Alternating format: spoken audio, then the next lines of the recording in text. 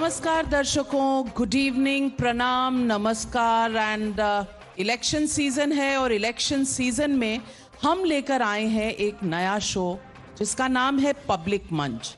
मंच पर hot seat पर मेरे साथ हैं प्रशांत किशोर जिन्होंने एक पद यात्रा और एक नया एक्सपेरिमेंट किया है जन सुराज के साथ। और जन सुराज जो जनता में से लोगों को चुनेगा ये देखने के लिए कि पुरानी पॉलिटिक्स से नई पॉलिटिक्स की तरफ ये देश कैसे जा सकता है। तो प्रशांत किशोर जी, आपका स्वागत है पब्लिक मंच पर। लॉन्च के आप पहले अतिथि हैं और हमारी बस छोटी सी दरखास्त है।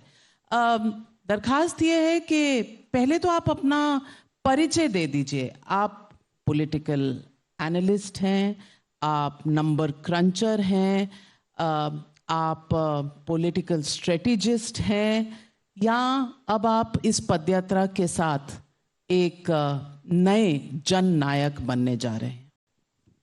नहीं, बिहार के बेटे हैं।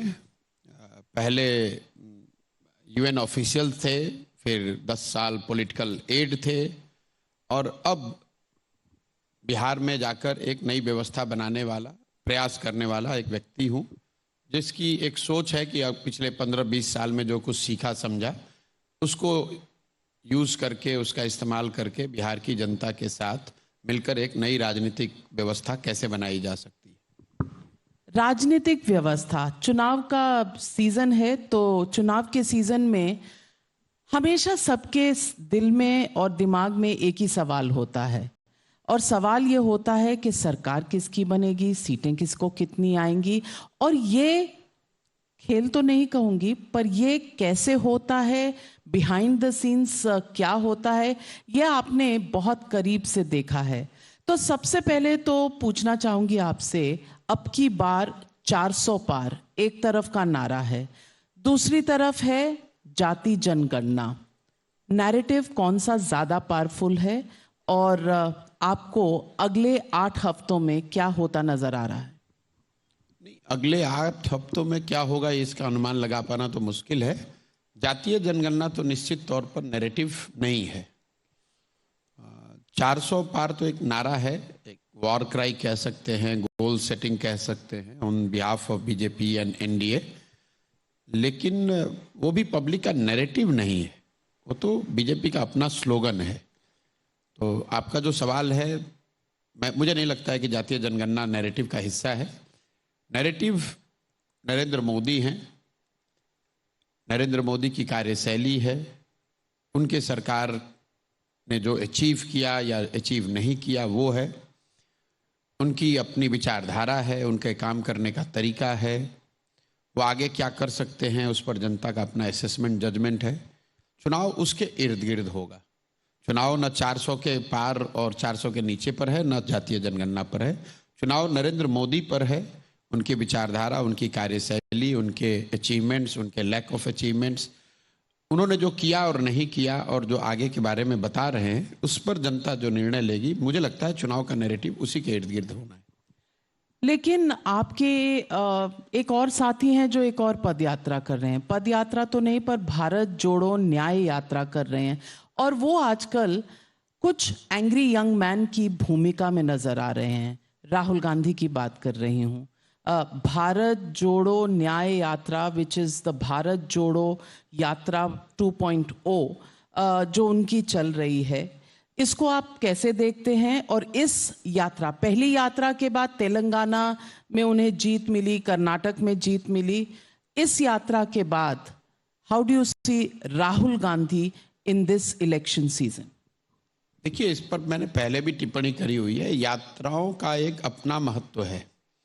यात्रा चाहे आप पैदल करें, गाड़ी से करें, हेलीकॉप्टर से करें, पब्लिक कनेक्ट, पब्लिक आउटरीच, जो भी पब्लिक सर्विस में है, पब्लिक डोमेन में है, उसको तो करना ही है। अगर आप वैसा कोई प्रयास करते हैं तो उसका निश्चित तौर पर कुछ ना कुछ फायदा आपको होगा। लेकिन यात्रा का जो फायदा है वो चुनावी परिणाम में असर, उसका इफेक्ट हो जाए, ये जरूरी नहीं है।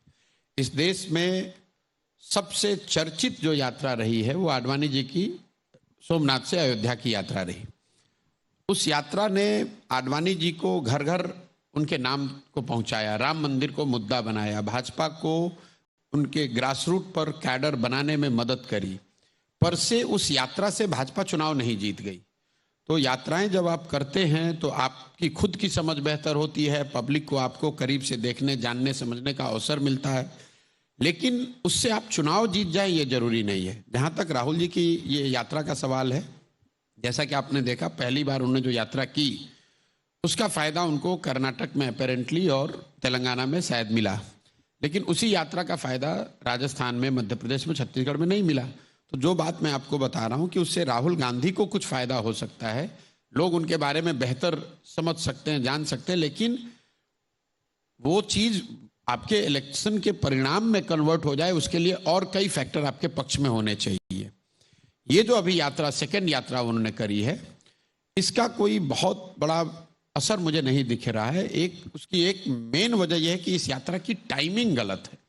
मैं पहला आदमी हूं जिसने ये पब्लिकली आज से महीने भर पहले शुरू किया कि जिस किसी ने भी इनको सुझाव दिया है इस यात्रा को करने के लिए, तो यात्रा की मेरिट, फॉर्मेट, इम्पैक्ट को छोड़ दीजिए, शेयर टाइमिंग जो है वो गलत है। इसलिए गलत है कि आप यात्रा कर रहे हैं कांग्रेस के लीडर के तौर पर, और इसी बीच में आपने इंडिया अलायंस भी बनाया। तो इंडिया अलायंस का अगर यात्रा होता तो इंडिया अलायंस के सारे कॉन्स्टिट्यूएंसीज के पार्टिसिपेंट होते, वो है नहीं, और यात्रा आप कर रहे हैं कांग्रेस के लीडर के तौर पे, और आप इंडिया अलायंस के की कंपोनेंट के एक तरह से कर्णधार हैं, कैटलिस्ट हैं। तो ये तो ऐसे हो गया कि आप मल्टी कंट्री आर्मी को लीड कर रहे हैं, और जब लड़ाई का समय आया तो जो मल्टी कंट्री आर्मी है उसका जो कमांडर इन चीफ है वही हेडक्वार्टर को छोड़कर कहीं बाहर है।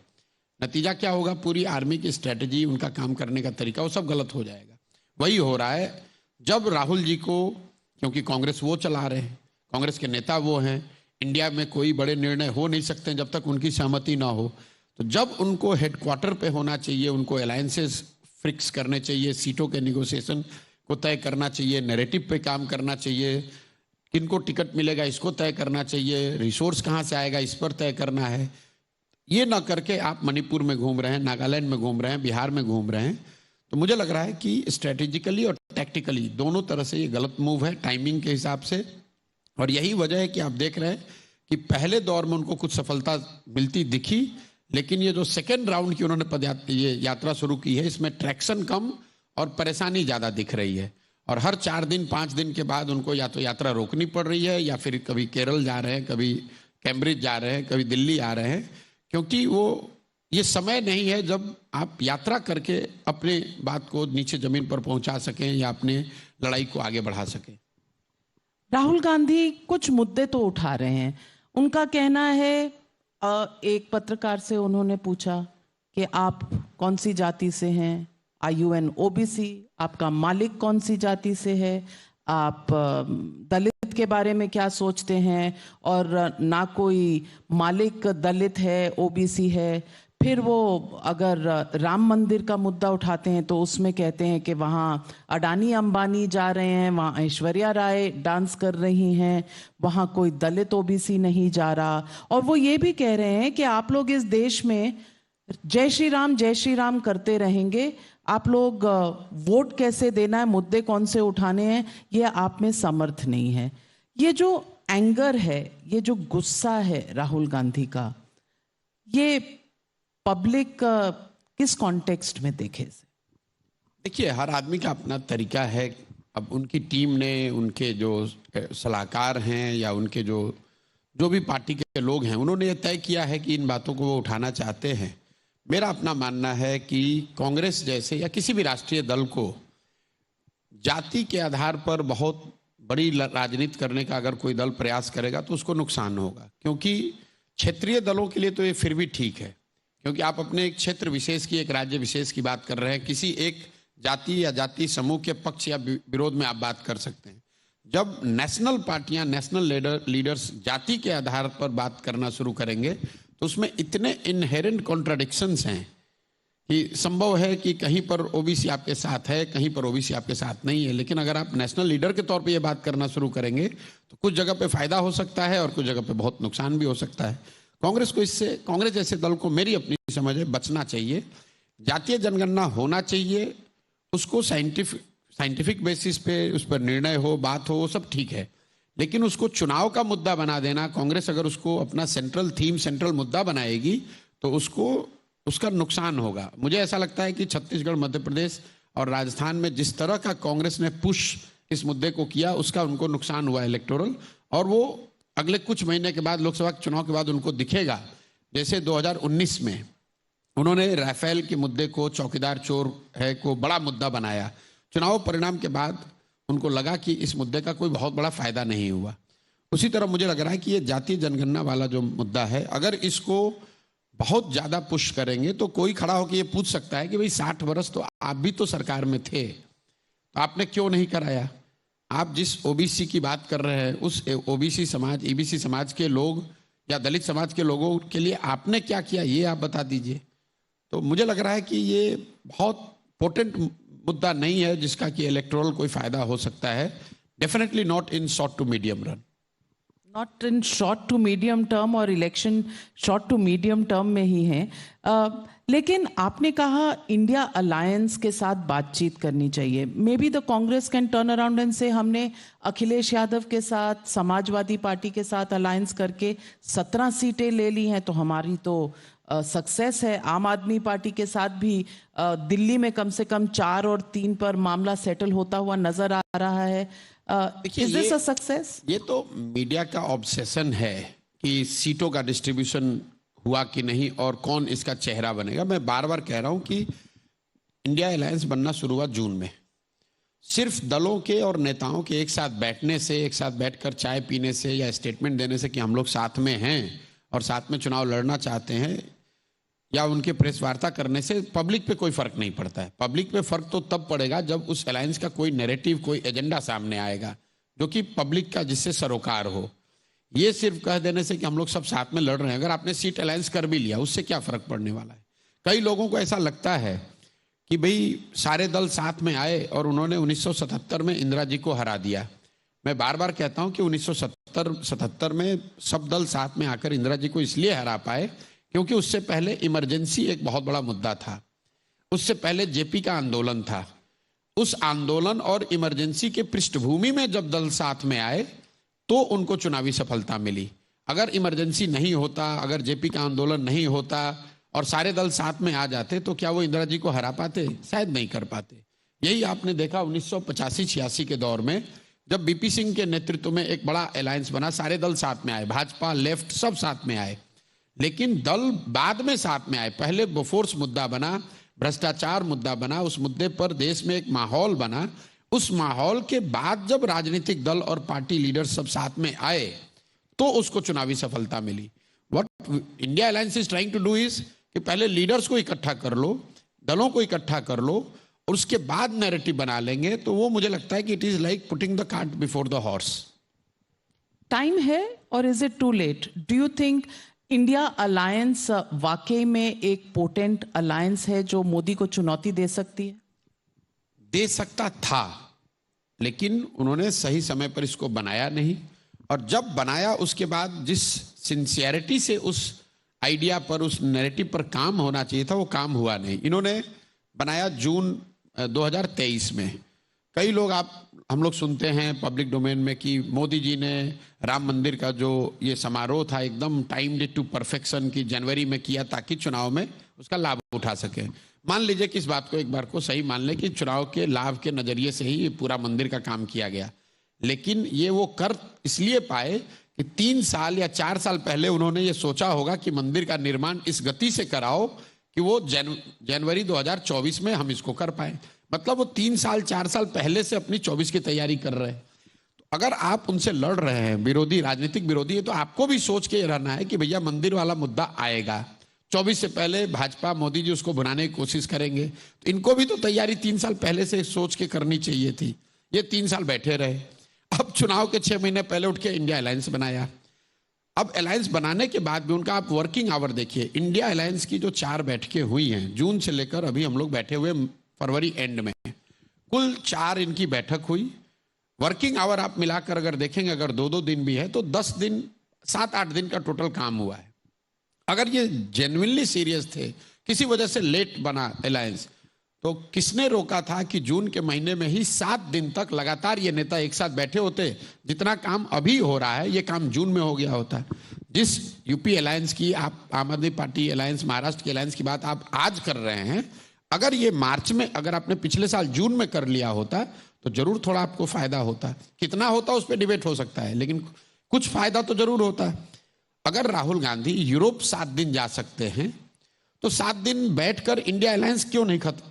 उसके सारे जो आयरनिंग आउट जिन विषयों पर करनी थी उसी समय कर लेते। कांग्रेस ने यह किया कि इंडिया अलायंस बन गया, उसके बाद इनको सफलता मिल गई कर्नाटक में, तो इन्होंने सोचा पहले जितने राज्य के इलेक्शन हैं ये हो जाए, इसमें इनका अनुमान था कि इनको बहुत बड़ी जीत मिलेगी।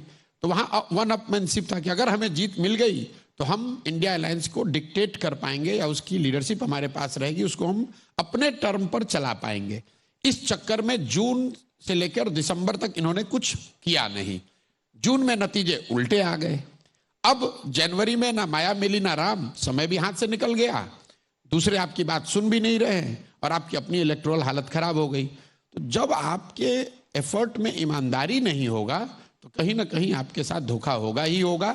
और परीक्षा आपके 6 महीने के बाद है, अब आप पूछ रहे हैं भाई क्या करें तो जीते। भाई अब कुछ नहीं कर सकते हो। जब साल भर आपने पढ़ाई नहीं की तब तो आप भगवान भरोसे ही गेस पेपर पढ़ के जाइए और ये होप कीजिए कि शायद जो सवाल आपने पढ़ा है वही आ जाए तो आप पास हो जाइएगा, नहीं तो आपको आपका रिजल्ट तो आपके फेवर में नहीं आने वाला है। तो चलिए, हम एसआरसीसी में बैठे हैं तो पढ़ाई और एग्जाम्स की बात हुई है, तो बच्चों के बीच में से यहाँ स्टूडेंट्स हैं एसआरसीसी के, कुछ सवाल पूछना चाहते हैं। बहुत से हाथ उठ रहे हैं। पहला सवाल वहां पीछे जी। फार्मर्स का एक प्रोटेस्ट चल रहा है, तो मेरा पर्सनल एनालिसिस भी है और मैं आपका भी जानना चाहूँगा कि क्या वो पॉलिटिकली बैक्ड है या जेन्युइनली डिमांड है उनका एक मूवमेंट? नहीं, देखिए, कोई भी बड़ा आंदोलन होगा तो उसमें पॉलिटिकल फोर्सेस तो पार्टिसिपेट करेंगे ही। तो ये कहना कि पॉलिटिकली बैक्ड है उसमें कोई गलती नहीं है, नाइदर इथिकली और अदरवाइज। फार्मर्स का मुद्दा बड़ा मुद्दा है और ये आज कोई नया नहीं है। पिछले कई सालों से फार्मर्स डिस्ट्रेस इस देश में बड़ा मुद्दा है, जिसको इस सरकार ने, मोदी सरकार ने सफिशिएंटली एड्रेस नहीं किया है। अब चूंकि कोई बहुत बड़ा पॉलिटिकल मूवमेंट इसके इर्द गिर्द खड़ा नहीं किया गया है, तो फार्मर्स अपने स्तर पे जो प्रयास कर रहे हैं वो आपको पिछले बार दिखा। उस समय सरकार को झुकना भी पड़ा, कानून वापस लिए इन्होंने, जो फार्मर्स के कानून, जो 3 फार्म रिलेटेड कानून बनाए गए थे। अभी फिर उसका दूसरा वर्जन हम लोग देख रहे हैं। आंदोलन इसलिए हो रहा है कि जमीन पर यह मुद्दा है, लेकिन सरकार के फेवर में 2 बातें। एक कि ये लोकसभा चुनाव के बहुत करीब हो रहा है, तो अब शायद इतना समय नहीं है कि इनको इलेक्टोरल उसका बहुत बड़ा नुकसान देश स्तर पर हो। और दूसरा, जो फार्मर प्रोटेस्ट कर रहे हैं, अभी भी largely it is Punjab, Haryana और वेस्टर्न यूपी का फिनोमेना है, पैन इंडिया फिनोमेना नहीं बना है। दूसरे राज्यों के फार्मर आ रहे हैं, पार्टिसिपेट थोड़ा बहुत कर रहे हैं, लेकिन बंगाल में, बिहार में, महाराष्ट्र में, कर्नाटक के जो फार्मर हैं वो इसमें पूरी तरीके से इन्वेस्टेड नहीं है, या पूरी तरीके से वो अपने राज्यों में एजिटेटेड नहीं है। लेकिन make no mistake, 2 things which are important. Farm distress बड़ा मुद्दा है, उसको सरकार साइड ट्रैक नहीं कर पाएगी। आज नहीं तो कल ये मुद्दा बनेगा मरेगा और देशव्यापी मुद्दा बनेगा। इन चुनावों में इसका बहुत बड़ा असर शायद न हो, अनलेस अगले 2 महीने में कुछ बड़ी बात हो जाए, बहुत फ्लेयर अप हो जाए। आप कह नहीं सकते, इन चीजों को आप प्रेडिक्ट नहीं कर सकते हैं। लेकिन अभी जो स्थिति दिख रही है, it is still largely Punjab, Haryana, western UP का मुद्दा दिख रहा है, जिसमें कि मुद्दा तो पूरे देश का है, लेकिन वहां के फार्मर, वहां के सोसाइटी इसमें ज्यादा इन्वॉल्व हैं। पॉलिटिकल है कि नहीं है, अगर सरकार कुछ गलती कर रही है और समाज का कोई भाग, कोई हिस्सा उस पर एजिटेटेड है, आंदोलन कर रहा है, तो पॉलिटिक्स करने वालों की एक तरह से जिम्मेवारी भी है कि उसमें हिस्सा ले। इसमें दिक्कत क्या है? अगर आज बीजेपी विपक्ष में होती और फार्मर एजिटेट कर रहे होते तो बीजेपी भी उनके साथ जाती। मैं तो उसका उल्टा मानता हूं कि जितना पॉलिटिकल फोर्सेस को इसके पीछे ताकत लगानी चाहिए वो नहीं लगा रहे हैं, उनको लगाना चाहिए, ताकि ये हरियाणा, पंजाब, वेस्टर्न यूपी से बढ़कर दूसरे राज्यों में भी जो फार्मर हैं या फार्म ऑर्गेनाइजेशन है उनको संगठित किया जा सके या उनको एक साथ लाया जा सके। सरकार के लिए ये चिंता का कारण है। जितना मीडिया दिखा रही है कि ये मुद्दा ही नहीं है, ऐसी बात नहीं है। सरकार में जो लोग बैठे हैं उनके हाथ पांव फूल रहे होंगे, ये उनके लिए अच्छे साइन नहीं है। जो अभी हो रहा है ये अच्छा साइन नहीं है। नमस्कार प्रशांत जी, मैं SRCC का स्टूडेंट हूँ, हनी देवल मेरा नाम है। नाम इसलिए बता रहा हूँ ताकि नेशनल न्यूज़ पे पहुँच जाए। एंड मेरे 2 प्रश्न हैं। सबसे पहले तो मैं आपकी अपने हृदय की गहराइयों से बहुत सराहना करना चाहता हूँ। जो आपका जन स्वराज जो मूवमेंट है, मैं इसके बारे में पढ़ रहा हूँ, उसको फॉलो कर रहा हूँ। आपको 16-17 महीना हो गया उसको करते हुए, तो मैं उसकी बहुत सराहना करता हूँ अपनी पर्सनल कैपेसिटी पे। अभी मैं सवालों पे आता हूँ। मेरा पहला प्रश्न तो जो रूलिंग पार्टी है उसके अगेंस्ट है, ये इसलिए ताकि यहाँ का जो नैरेटिव चल रहा है वो बैलेंस हो जाए, ताकि रूलिंग पार्टी के अगेंस्ट भी कोई क्वेश्चन हो जाए। मेरा पहला प्रश्न ये है, जो भारतीय जनता पार्टी है वो जो युवा हैं उनको जॉब देने में इतनी सक्सेसफुल नहीं रही है, तो उसको ये पार्टी कैसे बैलेंस करती है इलेक्शंस में? यूपी में भी अच्छा परफॉर्म कर जाते हैं, सेंट्रल लेवल पे भी कर जाते हैं, एंड ये भी नैरेटिव बताते हैं कि जो यंग पॉपुलेशन है वो काफ़ी है देश में। इस वोट को ये बैलेंस कैसे कर पाते हैं? पहला प्रश्न ये है। एंड दूसरा प्रश्न मेरा आपसे रिलेटेड ही है। पिछले 3-4 महीने में ये मैं काफ़ी नोटिस कर रहा हूँ ऑन ए पर्सनल लेवल कि आप बहुत ज़्यादा इंटरव्यूज़ दे रहे हैं टीवी न्यूज़ चैनल्स वालों को। सो बुरा मत मानिएगा, बट मैं जानना चाहता हूँ कि आप रिलीवेंट रहने की कोशिश कर रहे हैं इलेक्शन टाइम पे? Thank you. वेल, देखिए, सवाल तो सवाल आप है। ये नहीं कह सकते कि सिर्फ हम मीडिया वाले टफ सवाल पूछते हैं। नहीं, स्टूडेंट्स सवाल तो सवाल है, वो बैलेंस करने के लिए सवाल करने की जरूरत नहीं है। आपने कहा कि सरकार जीत क्यों रही है? सरकार जीत इसलिए रही है कि जो लोग उनके विपक्ष में हैं वो अपने आप को संगठित नहीं कर पा रहे हैं, उस विपक्ष के जो वॉइस है उसको वो गैल्वेनाइज नहीं कर पा रहे हैं। आपने कहा कि अगर सारे लोग नाराज हैं तो सरकार जीत क्यों रही है? भाई, सरकार जब पिछली बार जीत कर आई 2019 में, 100 लोग जो वोट देने गए उसमें से 38 लोगों ने सरकार के पक्ष में वोट दिया, मोदी जी के पक्ष में वोट दिया, 62 लोगों ने नहीं दिया। तो मेजॉरिटी तो उस समय भी सरकार के से कन्विंस नहीं थी। तो अगर युवाओं को रोजगार नहीं मिल रहा है तो आज भी अगर वो नहीं देंगे, लेकिन वो जो 62 है वो किसी एक जगह नहीं है, वो बिखरा हुआ है, उसको कोई गैल्वेनाइज नहीं कर पा रहा है, इसलिए सरकार को उसका फायदा है। दूसरी बात आपने कही कि मैं रेलेवेंट होने की कोशिश कर रहा हूं, तो मैं तो रेलेवेंट था, मैंने अपने आप को इरेलेवेंट बना दिया है। मैं जो काम करता था उसको छोड़ दिया।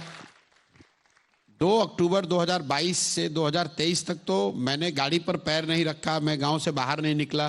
फिर लोगों ने ये कहा कि भाई 1 साल ये पूरी ईमानदारी शुद्धता से हो गया, अब पदयात्रा तो आपको 2 साल और करना है, कम से कम अपने अनुभव बताइए कि आप क्या कर रहे हैं।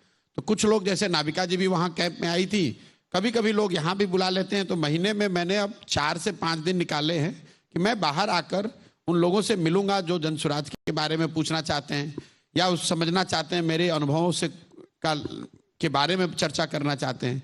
मुश्किल ये है कि मैं आया हूं यहाँ जनसुराज की बात करने, लेकिन आप ये पूछना चाह रहे हैं कि मोदी जी का क्या होगा, किसको वोट मिलेगा। तो आप तो उसी नजरिए से देख रहे हैं, मैं तो उसको कंट्रोल नहीं कर सकता हूं। मैं अपना काम कर रहा हूं और ये तय किया हुआ है कि 2 बरस लगे, 5 बरस लगे, 10 बरस लगे, काम मुझे वही करना है जो मैं बिहार में कर रहा हूं। लेकिन महीने में 4-5 दिन इसलिए निकाले हैं कि देश के अलग अलग हिस्सों में जो लोग बात करना चाहते हैं, या तो जनसुराज के बारे में, या जो मैं कर रहा हूं, या मेरे जो पहले के एक्सपीरियंस है उन सबको, तो एक बार उनके लिए भी समय निकाल कर बात किया जा सके। रेलेवेंट अगर बने रहना होता तो मुझे कोई सुप्रीम कोर्ट ने आदेश तो दिया नहीं है कि आप दिल्ली छोड़ दीजिए, जाकर बिहार के गांव में रहिए। मुझे कोई सजा किसी ने दी नहीं है, ये तो मेरे खुद का चॉइस है कि मैं अब ये काम नहीं करना चाहता हूं, बिहार के गांव में रहना चाहता हूं और 3 साल 4 साल वो प्रयास करना चाहता हूं जो कि मुझे लगता है कि बिहार में आमूलचूल परिवर्तन ला सकता है। और उस हाइपोथेसिस को जमीन पर उतारने के लिए जो कुछ भी प्रयास हो सकता है वो प्रयास मैं कर रहा हूं। सफलता उसमें मिलेगी नहीं मिलेगी तो समय पर ही आपको पता चलेगा। इन बिटवीन लोकसभा का चुनाव है, तो नाविका जी का तो ये पूछना है भैया लोकसभा के चुनाव में क्या होगा, राहुल गांधी ने क्या बोला उस पर बताओ। राहुल गांधी में मेरी कोई दिलचस्पी नहीं है, मेरी दिलचस्पी नरेंद्र मोदी में नहीं है, मेरी दिलचस्पी बिहार में को लेकर है, मेरी दिलचस्पी बिहार को बेहतर कैसे बनाया जाए इसको लेकर है। क्योंकि राहुल गांधी का भी देश में शासन रहा है और 10 साल से मोदी जी का भी शासन रहा है। दोनों ही शासन में बिहार तो देश का सबसे गरीब और पिछड़ा ही राज्य रहा हुआ। अभी लड़के यहाँ मिले, सब बता रहे हैं भैया हम बांका से हैं, हम बिहार से हैं, कुछ ऐसा बिहार में हो कि हम लोग को दिल्ली ना आना पड़े, ना पढ़ाई के लिए ना नौकरी रोजगार के लिए। तो मैं मेरा फोकस वो है। बाकी लेकिन दूसरों का जो फोकस जहां पर है उसको भी एकोमोडेट करके चलना पड़ता है। प्रशांत किशोर जी, आपने कहा आपका कोई इंटरेस्ट नहीं है राहुल गांधी पर, अब इस पर मेरा भी सवाल नहीं, मोदी जी में भी नहीं है, उनमें इंटरेस्ट था तब उनके साथ काम किया। राहुल गांधी में जब इंटरेस्ट था तो उनके साथ काम किया या काम करने की कोशिश की। मेरा इंटरेस्ट अभी देश के किसी नेता या पॉलिटिकल फॉर्मेशन में नहीं है। मेरा इंटरेस्ट बिहार है, मैं वो काम कर रहा हूं। लेकिन जो मेरी पृष्ठभूमि है, मैंने बॉलिंग तो की नहीं, आपने बैटिंग पहले शुरू कर दी। मेरा सवाल आप है, सेलेक्टिवली ये कह रहे हैं कि राहुल गांधी में नहीं, ये हेडलाइन बनाने की कोशिश कर रहे हैं। मैं बिल्कुल, प्रशांत किशोर ने कहा कि राहुल गांधी में इंटरेस्ट नहीं है। मेरा ना राहुल गांधी में इंटरेस्ट है ना मोदी जी में इंटरेस्ट है। मेरा किसी भी नेता में, किसी भी पॉलिटिकल फॉर्मेशन में इंटरेस्ट नहीं है, क्योंकि जिन नेताओं के साथ मेरा इंटरेस्ट रहा वो 10 साल काम किया, करके देखा, सीखा। सिर्फ नेताओं और दलों के जीतने से मेरा अपना मानना है समाज के स्तर पे आमूल चूल परिवर्तन की अपेक्षा रखना बेमानी है। अगर उस परिवर्तन आप चाहते हैं तो उसके लिए मुझे ऐसा लगता है कि सोसाइटल लेवल पे प्रयास करने की जरूरत है। और जो मैं सोचता हूं सही है, गलत है, उसको जमीन पर इम्प्लीमेंट करके इम्प्लीमेंट करने की कोशिश कर रहा हूं। उसके परिणाम आपको 1-2 साल में दिखेंगे। अगर दिखेंगे तो वो समाज के लिए, देश के लिए, बिहार के लिए अच्छा है। अगर मुझे सफलता नहीं भी मिली तो कम से कम ये जानकारी तो लोगों को होगी कि भैया किस तरह के प्रयास करने से सफलता मिल सकती है। बहुत सही कहा। और जनता के कुछ और सवाल हैं। ट्विटर पे आपके लिए बहुत सवाल आए हैं, सोशल मीडिया पर सवाल पूछे जा रहे हैं, हमारे ईमेल्स पर आ रहे हैं। क्या पंजाब और अन्य कुछ राज्य के किसान आज कुछ राजनीतिक पार्टियों के मोहरे बन गए हैं? ठीक चुनाव से पहले एमएसपी के कानून के नाम पर हुड़दंग मचा रहे हैं और आम जनजीवन को अस्त व्यस्त कर रहे हैं। विपक्ष अपने राज्य में एमएसपी पर कानून क्यों नहीं बनाती? अतुल सोनी का सवाल है, आपने इस पर कुछ कहा। एक और सवाल है जिसमें नजर एस धालीवाल पूछ रहे हैं, what will be the future of Indian democracy if BJP wins 2024 elections?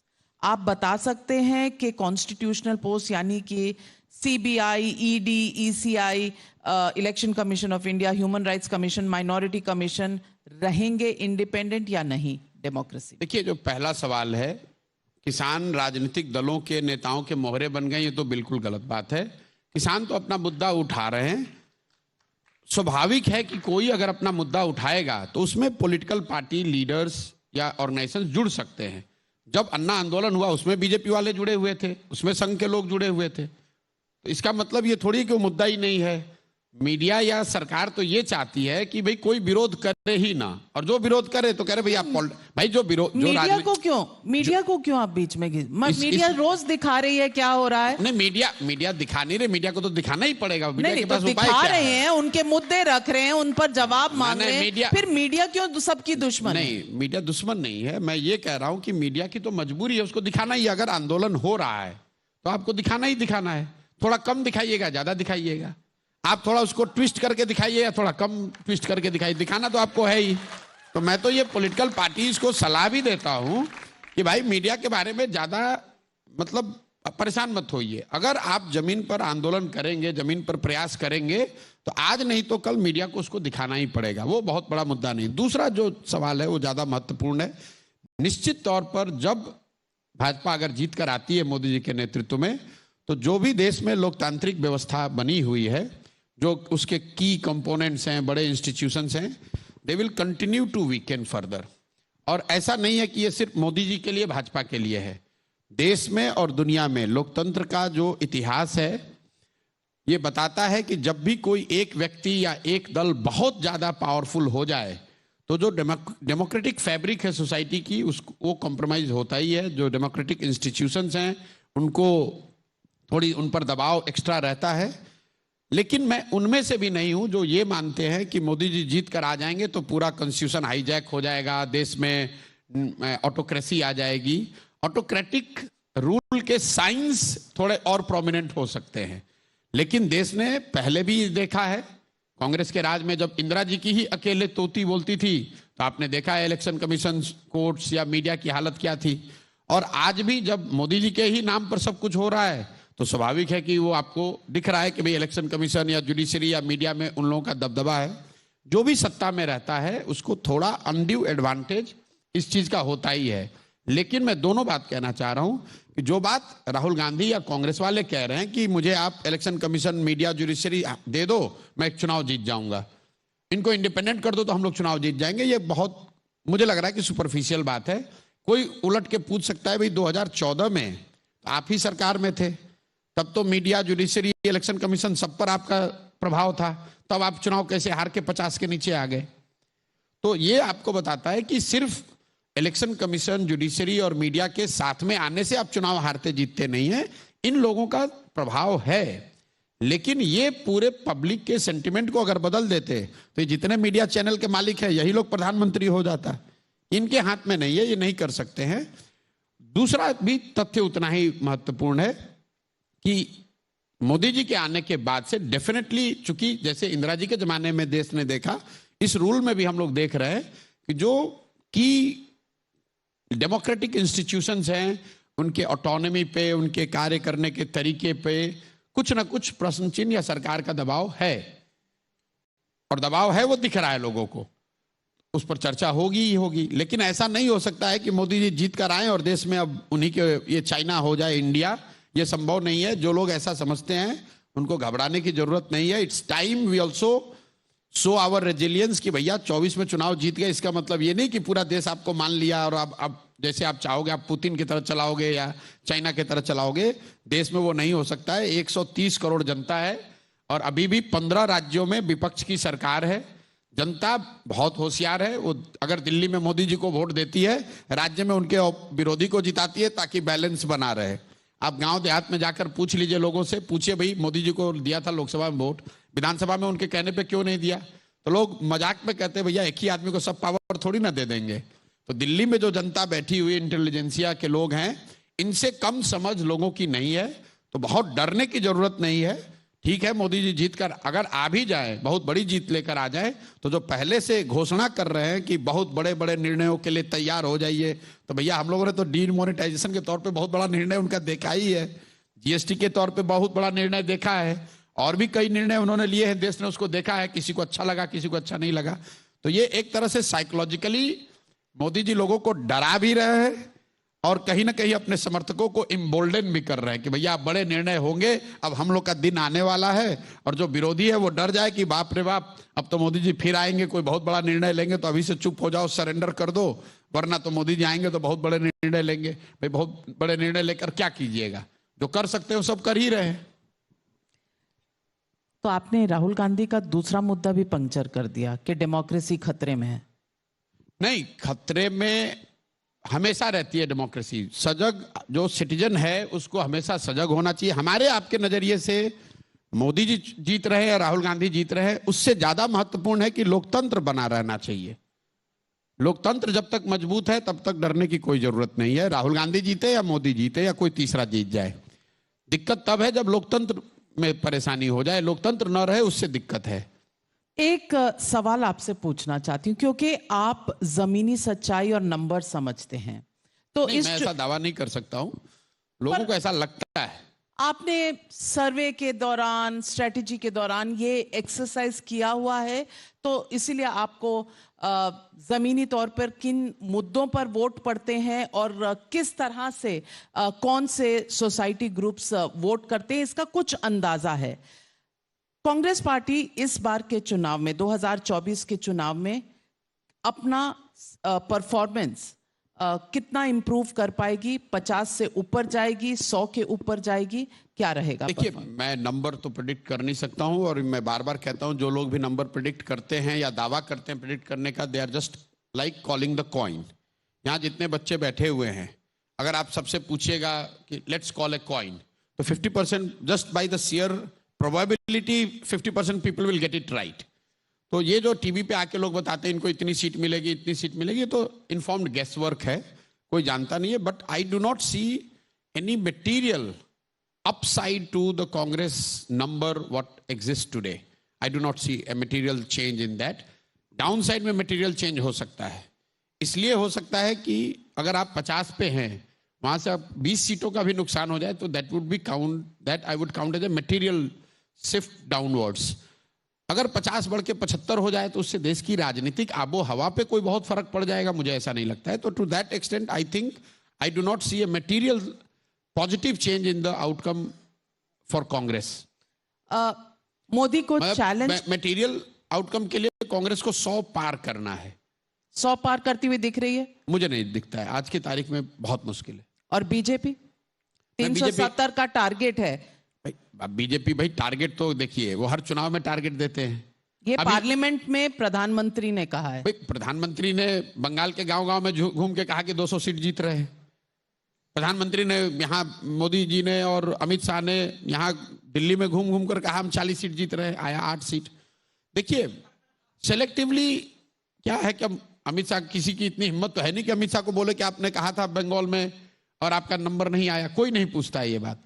Prashant Kishor ने कहा कि उनको 100 सीट आएगा, 100 से कम आएगा। आप ही के इंटरव्यू में मैंने कहा था और आपने कहा प्रशांत जी आपको हम लोग पूछेंगे, कैमरे पर पूछेंगे, नहीं होगा पूरे बीजेपी वाले ट्रोल करेंगे। मैंने कहा भैया कर लीजिएगा, अगर 100 से ज्यादा आएगा तो मैं छोड़ दूंगा, संन्यास ले लूंगा। उसके बाद मैं आपसे मिला हूं, इंटरव्यू दे रहा हूं, और अगर बीजेपी को 100 से ज्यादा आता तो आप मेरे से पूछते भी। लेकिन उस चुनाव के बाद कई बार आप अमित शाह से मिले, कई बार आपने उनका इंटरव्यू लिया।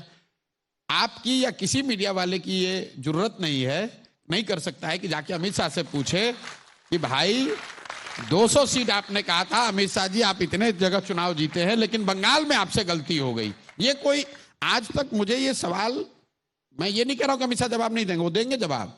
कोई सवाल पूछता ही नहीं है कि भाई आप 10 में 8 आप जीते लेकिन बंगाल में आपसे, आपके आकलन में, आपके अनुमान में गलती हुई। कम से कम इतना तो मानो भाई कि किसी दूसरे का किशोर जी आप नहीं, आपने अगर आपने अगर पूछा हो तो बताइए। मीडिया पे इतना पॉट शॉट लिया है तो आज इस ऑडियंस के सामने मैं कह रही हूं कि ये सवाल मैंने पूछा है। आपने रिसर्च कम की है, मैंने ज्यादा की है, और मैं ये ट्वीट आपके इस जवाब के साथ सोशल मीडिया पर पोस्ट करूंगी जहां ये सवाल पूछा गया है और अमित शाह का जवाब था हम टारगेट अपने कार्यकर्ता के लिए सेट करते हैं। तो बस ठीक है, बहुत अच्छी बात इन्होंने कही।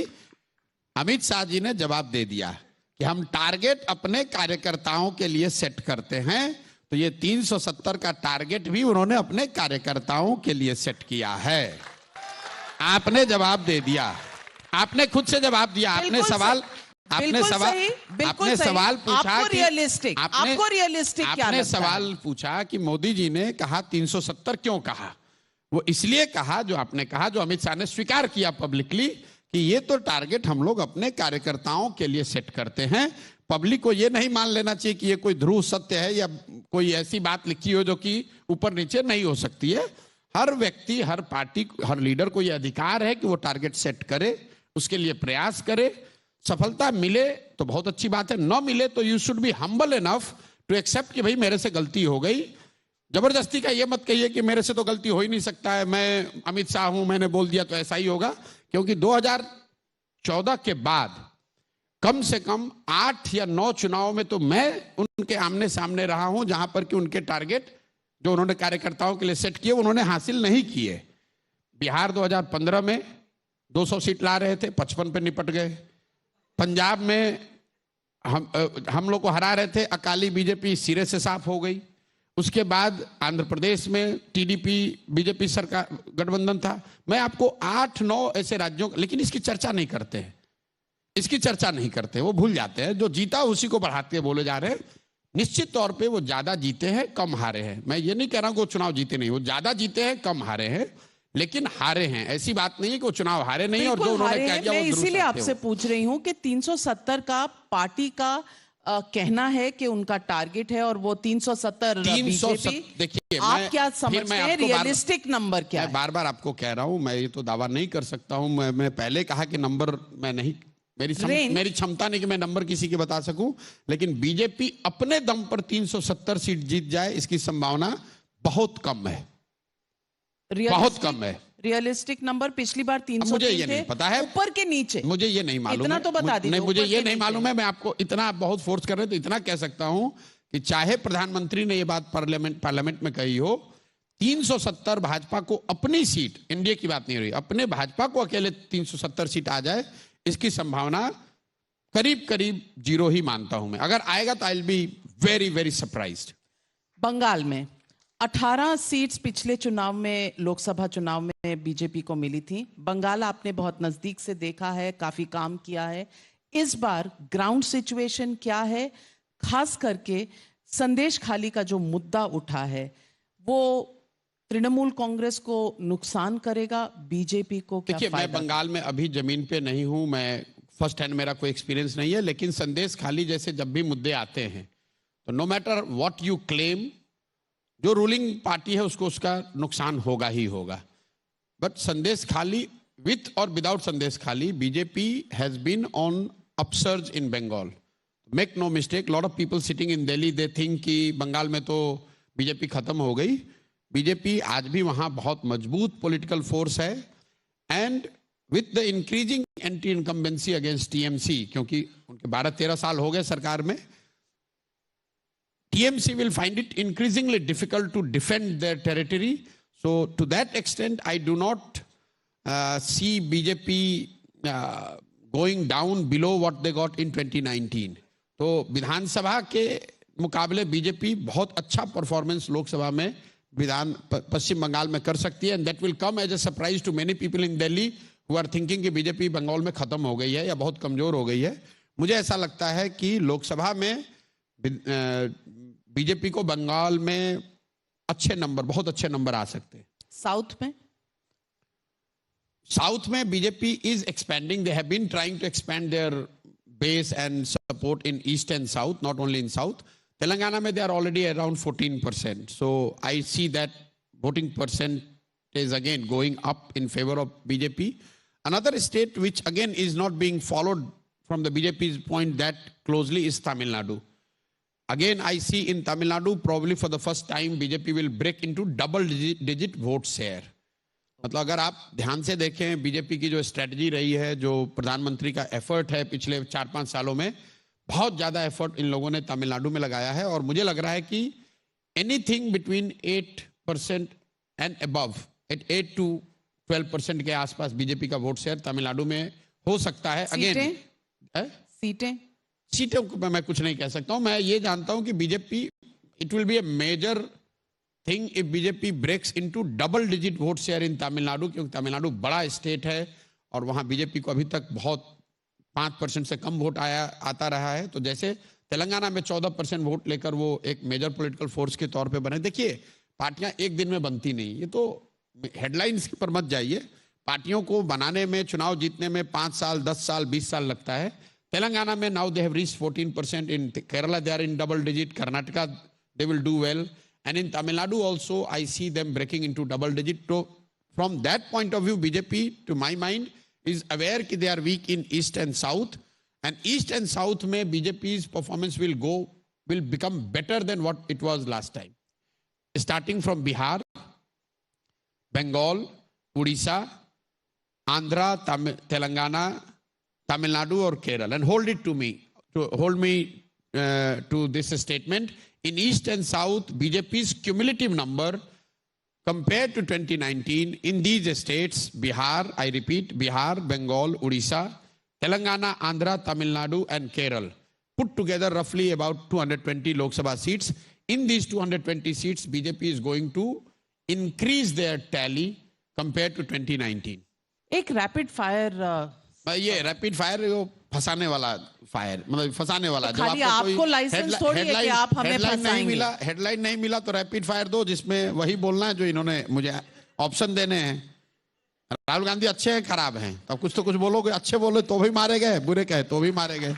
ये मेरा क्वेश्चन ही नहीं था, इन्होंने खुद जवाब। चलिए तो चलिए, आपने जो सवाल पूछा नहीं, आप रैपिड फायर अपना कर लो, ओरिजिनल जो लेके आए वो कर लो। अच्छा, तो आप बताइए, मोदी के बनाम मैं 4 नाम बताती हूँ, इनमें से कौन उनको रियल चैलेंज दे सकता है for a prime ministerial role? Rahul Gandhi, Priyanka Gandhi Vadra, Mamata Banerjee, Arvind Kejriwal.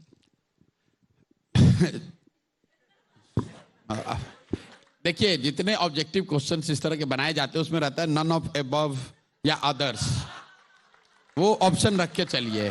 जो आदमी भी 5 साल जमीन पर उतर के मेहनत करने को तैयार हो, वो मोदी जी को बड़ी चुनौती दे सकता है। ये भ्रम मत पालिए आप लोग कि मोदी जी को कोई हरा नहीं सकता है, या ये इतने पॉपुलर हैं कि कोई इनके सामने खड़ा नहीं हो सकता है। मोदी जी को हराया जा सकता है, हराया गया है पिछले 10 वर्ष में, और आगे भी लोग हराएंगे। आज की परिस्थिति में जो प्राइम मिनिस्टर है, जो इतने बड़े पद पे है, इतनी बड़ी बहुमत उनको है, तो ऐसा हमेशा लगता है। लोगों को ऐसा ही लगा होगा कि राजीव गांधी को कोई नहीं हरा सकता जब उनको 400 सांसद थे। भाई साहब, कृष्ण जी तो नहीं उतर के आएंगे ना, इन्हीं में से चुनना पड़ेगा। अभी तो प्रेजेंट ठीक बात, यही ऑप्शन। ठीक बात है। मान लीजिए कि यही डिबेट हम लोग 1977 में कर रहे होते तो कोई ज्ञानी आदमी ये बता सकता था कि जेपी 77 साल के कोई एक आदमी है जो कि इंदिरा गांधी को चुनौती दे देंगे। अगर ये डिबेट हम लोग, यही बहस हम लोग 1987 में कर रहे होते तो कोई बता सकता था कि राजीव गांधी के कैबिनेट में एक बीपी सिंह है जो कि राजीव गांधी को हरा देंगे। ये बातें आप रेट्रोस्पेक्ट से बताते हैं कि जेपी ने हरा दिया। नीचे जो फंडामेंटल बात है कि क्या मोदी जी के से ज्यादा लोग सेटिस्फाइड हैं, ज्यादा लोग असंतुष्ट हैं। आज भी असंतुष्टों की संख्या ज्यादा है। अब उन असंतुष्ट या जो उनसे सेटिस्फाइड नहीं है, जो उनसे मेस्मराइज नहीं है, उनको जो भी गैल्वेनाइज कर ले with right narrative, right framework, वो मोदी जी को चुनौती दे सकता है। ये बात बिल्कुल नहीं कहिए, ये गलत बात। इसलिए नहीं कि मैं कह रहा हूं, ये गलत बात है कि कोई ये कह रहा है कि इनको कोई चुनौती नहीं दे सकता है। देश में 10 साल 15 साल कई लोगों ने राज किया है और मोदी जी से बड़े बहुमत से राज किया है, मोदी जी से ज्यादा वोट शेयर लेके राज किया है। कांग्रेस की जब अपनी तूती बोलती थी तो पूरे देश में 4000 से ज्यादा विधानसभा है। वो जमाना भी मैं आपको बता रहा हूं, 4000 में 2500 से 2700 विधायक कांग्रेस के होते थे। आज भाजपा के बहुत अच्छे जब टाइम होते हैं तो 1600-1700 विधायक होते हैं। और आप लोग ऐसे बता रहे हैं जैसे लग रहा है कि इनसे बड़ा कोई लीडर ना कभी देश में पैदा हुआ ना आगे कोई पैदा होगा। जो सत्ता पर बैठता है वो ऐसा ही लगता है। यही मीडिया, यही कमेंटेटर, यही राजनीतिक विशेषज्ञ 2009 में बता रहे थे कि सोनिया गांधी और राहुल गांधी से बड़ा कोई नेता देश में है नहीं। आज वो बता रहा है कि मोदी, ऐसा है नहीं। सामान्य पब्लिक इस तरीके से नहीं देखती है। मैंने ऐसा सवाल पूछा कहां आपसे? मैंने पूछा आज की डेट में आप बता रहे हैं कि कोई चैलेंज दे सकता है। मैं पूछना चाहती हूं, यहां जितने स्टूडेंट्स बैठे हैं, चैलेंज ऑफ कोर्स दे सकता है, but that is a theoretical answer. The practical answer has to be a realistic answer कि अगले 2 या 3 महीने में जब चुनाव होकर आएंगे तो इन्हीं में से कोई देगा, कोई नया फरिश्ता आएगा। ये सवाल है मेरा। इन्होंने सवाल का जवाब दिया या नहीं दिया, पहले तो ये बता दीजिए। नहीं दिया, अब आप बताइए। आपने ये कहा कि कृष्ण भगवान को आना पड़ेगा, मैं उस पर उल्टा कह रहा हूं कि किसी को ऊपर से आने की जरूरत नहीं है। इस देश में इतने लोग, काबिल लोग हैं। 2024 में ये होता नजर आ रहा है। 24 में शायद न हो पाए, उससे क्या फर्क है? That's my question. I rest my case. Let me ask the next rapid fire question. ऐसा है। अब ये राउंड तो मुझे जीतने दीजिए। Why are you being a bad loser? एक मिनट, एक वनडे मैच आप किसी से हार गए। ये T20 था। नहीं, T20 हार गए, इसका मतलब ये नहीं कि उस टीम को हराया नहीं जा सकता। दोनों में फर्क है। बिल्कुल हराया जा सकता है। आप ये कहिए कि इस मैच में ये आदमी जीत रहा है, ये मत कहिए कि इस टीम को हराया नहीं जा सकता। दोनों में फर्क। बहुत बड़ी बात आप कह रहे हैं कि इनको हराया नहीं जा सकता है। मैंने जो बिल्कुल हराया जा सकता है, बिल्कुल हराया जा सकता है। मेरा सवाल ये था ही नहीं कि मोदी जी को कभी हराया जा सकता है या नहीं। मेरा सवाल था मोदी के बनाम ये 4-5 में से किस में दम है कि मोदी जी को हरा सके। Realistic question from the existing choice. मैं आपको बता रहा हूं, Congress with right leadership can take on Modi any day and put a very is that leadership chance. there today? Because you have not chosen Rahul Gandhi. Then says Rahul Gandhi can do it. Rahul Gandhi is not the right leader. मैं ये कह रहा हूं कि Congress with right leadership has the ideological bandwidth, space and support big enough to mount a very formidable challenge to BJP and Modi. Okay, the corollary of this. Does it need a new leader to make this happen? It requires a reincarnation of Congress, a new Congress with a new leadership, a new face, new approach, new narrative. Again, बहुत लंबा सवाल है, इसलिए rapid fire पे वापस आते हैं। लंबे सवाल नहीं, छोटे सवाल। ईवीएम पर भरोसा रखना चाहिए या नहीं रखना चाहिए? अगर भरोसा नहीं है तो उस पर आंदोलन करना चाहिए, ड्राइंग रूम में बैठ के बात नहीं करनी चाहिए। अगर ईवीएम पे भरोसा, देखिए ईवीएम के सवाल को रैपिड फायर में मत बांधिए। 3 इसके पहलू हैं। एक टेक्निकल पहलू है, एक ऑपरेशनल पहलू है और एक पॉलिटिकल बात है। Technical technically whether EVMs can be hacked और नॉट, कोई भी आदमी जो टेक्नोलॉजी समझता है वो कहेगा हाँ भैया थियोरेटिकल प्रोबेबिलिटी है, किया जा सकता है। Operationally is it possible to do it in 10 lakh booth? Very unlikely. 10 lakh booth में आप ईवीएम हैक कर दो, मैनिपुलेट कर दो, किसी को पता नहीं चलेगा, इसकी संभावना बहुत कम है।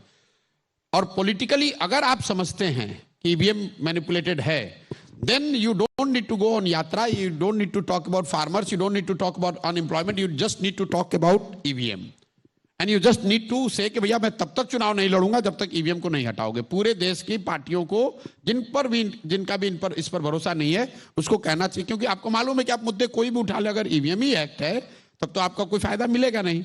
ये नहीं होना चाहिए कि सुबह में आपने कहा ईवीएम ठीक नहीं है, शाम होते होते आपके पक्ष में रिजल्ट आया तो कह रहे नहीं ठीक ही है, पूरा भरोसा नहीं लेकिन थोड़ा बहुत चलिए, अब काम चल गया। फिर अगले दिन रिजल्ट गड़बड़ हुआ तो कर भाई ईवीएम पूरा ही खराब है। अगर ईवीएम खराब है तो मैं ये नहीं कह रहा हूं कि है कि नहीं है, अगर है तो आप ऐसा मानते हैं तो आप कृपा करके आइए, रोड पर उतरिए, लड़ाई लड़िए। पहले यूपी बिहार में चुनाव में बूथ कैप्चरिंग होता था, वही बूथ वोट का लूट है, तो उसको कैसे रोका गया? लोग खड़े हुए, लोग लड़ाई लड़े, लोगों ने इलेक्शन कमीशन के साथ मिलकर वो व्यवस्था बनाई कि चाहे 50 लोगों की जान जाए, आंदोलन हुए कि भाई आप बूथ नहीं लूट सकते, हमारा वोट हमको आपको देना ही पड़ेगा। तो अगर ईवीएम पे सिर्फ बैठ के प्रेस कॉन्फ्रेंस करने से या डेमो दिखाने से नहीं होगा, अगर आप मानते हैं कि ईवीएम हैक हो सकता है या हो रहा है तो उस पर जन आंदोलन करने की जरूरत है, और वो ज्यादा पोटेंट हथियार है बजाय इसके कि रोज बैठ के सुविधा अनुसार ब्रेकफास्ट पे ईवीएम खराब है, लंच पे भी ईवीएम भरोसे वाला है, शाम होते होते हो भी सकता है नहीं भी हो सकता है, वो नहीं होना चाहिए। आखिरी सवाल जो आपसे पूछूंगी, 2024 में जो चुनावों का नतीजा होगा वो इंडिया अलायंस के फेवर में होगा, यानी कि वो साथ आकर वोट ना कटे और एक यूनाइटेड ऑपोजिशन मोदी और बीजेपी को चैलेंज कर सके, इस पर कुछ? It's too late for India alliance to do that, उसका कोई फायदा नहीं है। What those who are oppose to BJP, I will say you must not get swayed away with this idea कि अब मोदी जीत गए तो इसके बाद there is no tomorrow. I think whoever are the key stakeholder, they should fight 2024 with all the might they have, but they must equally be determined to fight beyond 2024, both in parliament and on the streets. If you believe that you need to fight BJP or Modi, you should not see 24 election outcome as be all end all. उसके बाद भी देश है, उसके बाद भी democracy है, उसके बाद भी चुनाव होंगे, उसके बाद भी जिंदगी है। बीजेपी ये करना चाहेगी कि अगर हम जीत रहे हैं तो इसके बाद देयर इज नो टुमारो। ऐसा नहीं है कि अगर कल मोदी जी जीत जाएंगे तो देश की समस्याएं खत्म हो जाएंगी ओवरनाइट। समझ नहीं आया, ऐसा नहीं है। क्या चाह रहे हैं? कहना ये चाह रहे हैं कि डोंट मेक नहीं 2024 अरे ये स्लोगन आएगा तो मोदी, ये स्लोगन लिखने काम हम लोगों का है, तो मतलब कमाल है। आप ये ना करें, आप स्लोगन और 370 के नारों से चुनाव जीतिए, जनता को डराइए मत। Don't make people surrender. आप मुझे मत कहिए, नहीं मैं जनरल बात कह रहा हूं। And I appeal to people also, don't get scared. This is the tendency on the part of those who are thinking that they are going to win, कि इसके बाद बस अब मेरी ही सरकार, अब इसके बाद मेरा ही मन, मेरा ही वर्ड, वही अब कानून इस देश में है। वो नहीं होना चाहिए, और उसके लिए जरूरी है कि लोग इस बात में यकीन रखें कि there is tomorrow after victory, even if it is going to be a BJP victory. That doesn't mean that country doesn't have any, would not have problem. That doesn't mean there will be no opposition. That doesn't mean that we shouldn't raise our voice of dissent if we do not agree with mister Modi just because he is voted in again. BJP ये चाहती है कि सब लोग ये मान लें कि भैया अब कोई डिसेंट नहीं है, कोई प्रॉब्लम नहीं है, नाउ वी गिव अप। तो आप सोच रहे हैं बीजेपी ने ऐसा सोचा है कि अरे रोज कह रहे हैं, अब पार्लियामेंट में खड़े होकर प्राइम मिनिस्टर ने कहा कि भैया अभी से तैयार हो जाओ बड़े निर्णयों के। तो बड़े निर्णय डजंट मीन कि डिसेंट मार दिया जाएगा। आप लेफ्ट ऑफ सेंटर, आपने मोदी का चुनाव लड़ा था, प्लान किया था 2014 में, और आज आप कह रहे हैं। लेकिन हम लोगों ने ये नहीं कहा था कि बड़े निर्णयों के लिए तैयार हो जाओ। मतलब डिमोनेटाइजेशन से बड़ा निर्णय क्या होगा? मतलब ये देखिए ऐसा है, मुझे लगता है आर्टिकल 370 बड़ा निर्णय, गुड बैड? मैं आपको बता रहा हूँ, नहीं, गुड और बैड सुनिए, ऐसा गुड और बैड, फिर आप आगे वापस गुड और बैड बोल तो दीजिए, सवाल का जवाब तो स्ट्रेट होना चाहिए। 370 पर बाई लार्ज इस कंट्री में कॉन्सेंसस है उसके फेवर में, तो उससे कोई कंसेंसस कहाँ है? सबने अपोज किया पार्लियामेंट में। किसने बोला? कांग्रेस पार्टी ने कहा हम आएंगे तो वापस वो रिवर्स कर देंगे। जैसे बीजेपी पूरा देश नहीं है वैसे कांग्रेस भी पूरा देश नहीं है, लेकिन मेजॉरिटी से कानून को पास किया गया है। आप मुझे उसको घेरने की कोशिश मत कीजिए। मैं ये कह रहा हूं कि सिर्फ मोदी जी के ये जो स्टेटमेंट उन्होंने दिया, मेरी समझ से, मैंने एक बार उनका और पीछे इस बात पे विरोध किया था, यूपी में चुनाव हुआ तो कहा कि भाई सेमीफाइनल जीत गए, अब तो 24 खत्म हो गया, उसके बाद कर्नाटक हार गए। तो ये कहना मतलब एक जीत का मतलब ये नहीं है कि अब आगे कोई जीत नहीं, आगे आपके पास चुनौती नहीं होगी। ये मुझे लग रहा है कि इनअप्रोप्रिएट है on the part of prime minister to say कि बी रेडी, ये क्योंकि आप एक तरह से मैसेज भेज रहे हैं अपने समर्थकों को और अपने विरोधियों को, दोनों को, विरोधियों को आप डराने की कोशिश कर रहे हैं, वो नहीं करना चाहिए, मुझे ऐसा लगता है। मुझे लगता है पॉलिटिक्स में भी एक कहावत लागू हो सकती है, जो डर गया समझो मर गया, है कि नहीं? तो अगर कोई डराने की कोशिश कर रहा है तो कोई डरेगा क्या? और इस देश में इतनी रेजिलियंस है, नहीं डरेगा, मैं वही बता रहा हूं। 135 crore people. Nobody can, and that's what I'm scared of anyone. This is what we are. Certainly not the government in power, and certainly not the opposition, because जो भी होगा देश आगे बढ़ेगा। पब्लिक आज हमारे साथ जुड़ी हुई है और प्रशांत किशोर जी आप हमारे साथ आए, लंबी बहस हुई, अच्छी बहस हुई, हमें हर तरह के व्यूज, हर तरह के सवालों के जवाब दिए आपने, बहुत बहुत धन्यवाद। और उम्मीद करते हैं कि जून के महीने में एक और बैठक होगी यहीं पर, और फिर इलेक्शन का एनालिसिस भी। बहुत बहुत धन्यवाद। Thank you.